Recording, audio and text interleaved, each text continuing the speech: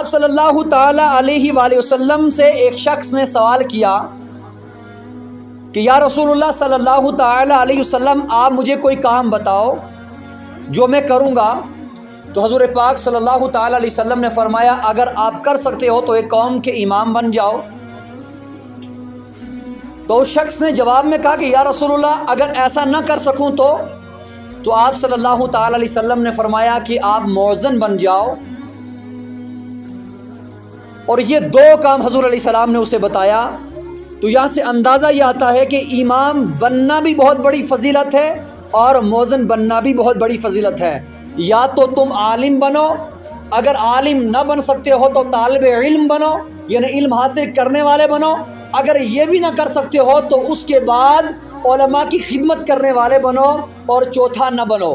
ابو امامہ رضی اللہ تعالی عنہ، یہ اللہ کے رسول صلی اللہ علیہ وسلم کے صحابی ہیں، یہ روایت کرتے ہیں کہ جس بندے نے یہ نیت کر کے مسجد کی طرف نکلا کہ میں کوئی قرآن کی آیت سکھانے جا رہا ہوں یا کوئی حدیث سکھانے جا رہا ہوں، اور فرمایا یا اس بندے نے خالص یہ نیت کی کہ آج میں مسجد کے اندر جاؤں گا کوئی بات سننے کے لیے، علم حاصل کرنے کے لیے، تو اللہ رب العزت اس کو اس سوچنے پر فرمایا کہ اس بندے نے جو نیت کی کہ میں مسجد میں جا کر کوئی دین کی بات سکھاؤں گا، یا اس نے نیت یہ کی میں مسجد میں جا کر دین کی بات کوئی سیکھوں گا، تو حضور علیہ الصلوۃ والسلام ارشاد فرماتے ہیں کہ اللہ رب العزت اس کو یہ اجر وہ ثواب دے گا جو ایک حاجی کو ثواب ملے، اور اس حاجی کو جس حاجی کا حج اللہ کی بارگاہ میں قبول ہو گیا ہے. سیکھنے کی نیت کی تو بھی یہ ثواب ہے، ایک حج کا ثواب ہے، اگر سکھانے کی نیت کی تو بھی یہ ثواب ہے. اور پھر فرمایا حضور علیہ الصلوۃ والسلام نے کہ جس بندے نے باعمل عالم، یعنی عالم ہو اور عمل کرنے والا ہو، امام بھی ہو لیکن اس حدیث اور قرآن پر عمل کرنے والا ہو، تو حضور علیہ الصلوۃ والسلام نے فرمایا کہ جس نے باعمل عالم کے پیچھے ایک نماز پڑھی تو گویا اس بندے نے کسی نبی کے پیچھے نماز پڑھی. اللہ اکبر! اللہ رب العزت نے کتنا رتبہ اور کتنا بڑا مقام علماء اکرام کا رکھا ہے. اللہ رب العزت کی بارگاہ میں دعا ہے کہ اللہ ہمیں ساری زندگی علماء اکرام کے سائے میں رہنے کی توفیق دے. اور پھر حضور علیہ الصلوۃ والسلام نے فرمایا کہ میں جب معراج کی رات جنت کی سحر کرنے گیا تو میں نے جنت میں دیکھا بہت بڑے بڑے موتیوں کے بنے ہوئے گنبد تھے.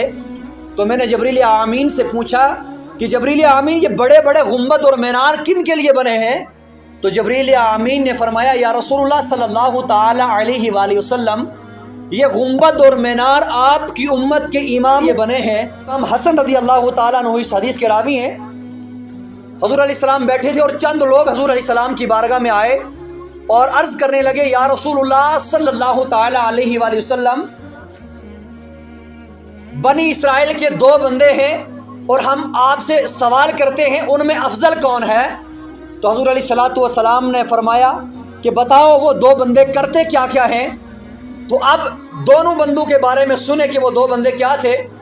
ان لوگوں نے کہا یا رسول اللہ صلی اللہ تعالی علیہ وسلم ایک بندہ عالم ہے اور وہ عالم بندہ نماز پڑھتا ہے، فرض پڑھتا ہے، اور فرضوں کے بعد سنت بھی نہیں پڑھتا، نفل نماز بھی نہیں پڑھتا، سلام پھیرتا ہے اور مصلے سے اٹھ کر مسجد کے ایک کونے میں بیٹھ کر حدیث کی باتیں کرنے لگ جاتا ہے، لوگوں کو اسلام سکھانے لگ جاتا ہے یا پڑھانے لگ جاتا ہے، اور وہ کوئی نماز فرض نماز کے بعد سنت بھی نہیں پڑھتا، نفل بھی نہیں پڑھتا، صرف سلام پھیرتا ہے اور کام کیا کرتا ہے کہ حدیث سکھانے لگ جاتا ہے، علم دین سکھاتا ہے. ایک بندہ ان میں سے یہ ہے.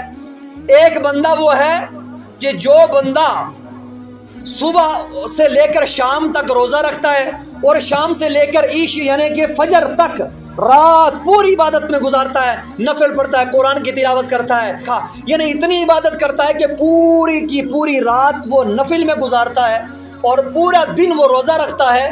فرمایا اس کا ساری زندگی کا عمل یہی ہے اور ساری زندگی اس کا دستور یہ ہے.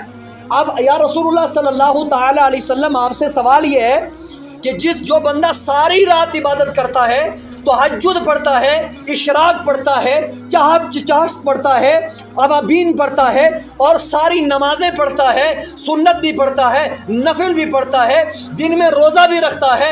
यानी ये रमज़ान के रोज़े मुराद नहीं है, सारी ज़िंदगी नफिल रोज़े रखता रहता है और रात पूरी अल्लाह की इबादत करता रहता है। या रसूलुल्लाह, ये बंदा अफजल हो सकता है कि वो बंदा अफजल है? सिर्फ सलाम फेरा और फेर के लोगों को दीन की बातें सुनाता है। या रसूलुल्लाह सल्लल्लाहु तआला अलैहि वसल्लम, इनमें से अफजल कौन है? तो मेरे आका करीम सल्लल्लाहु तआला अलैहि वसल्लम ने जो जवाब बताया वो जवाब सुन लो, और ये जवाब उन लोगों के लिए, सब के लिए इबरत है जो उलमाए इकराम के अदब से महरूम है, जिन्हें उलमाए इकराम का और आइमाए मसाजिद का एहतराम का पता नहीं है, उनके लिए काबिल इबरत भी है। और फरमाया, मेरे आका करीम सल्लल्लाहु अलैहि वसल्लम ने फरमाया, ओ सहाबा, उस आलिम की मिसाल जो नमाज फ़र्ज पढ़ता है, नफिल कुछ नहीं पढ़ता, तहज्जुद नहीं पढ़ता, चाश्त इशराक कुछ नहीं पढ़ता, रोज़ा भी नहीं रखता है, उस आलिम की मिसाल इस तरह है जैसे मेरी मिसाल आपके बीच में है। फरमाया वो इस तरह अफजल है जैसे मैं तमाम सहाबा में और सारी मखलूक में मैं सबसे आला हूँ। ये सहाबा, अगर तुम तहज्जुद भी पढ़ोगे, नमाजें पढ़ोगे, सब कुछ करोगे, क्या तुम नबी के बराबर हो सकते हो? तो सहाबा इकराम ने कहा, या रसूलल्लाह, नहीं हो सकते। फरमाया इसी तरह जिस तरह तुम मेरे बराबर नहीं हो सकते हैं, इसी तरह वो रात की नमाजें पढ़ने वाला, वो तहज्जुद पढ़ने वाला, वो इशराक व चाश्त पढ़ने वाला, वो दिन के रोज़े रखने वाला उस आलिम के बराबर नहीं हो सकता।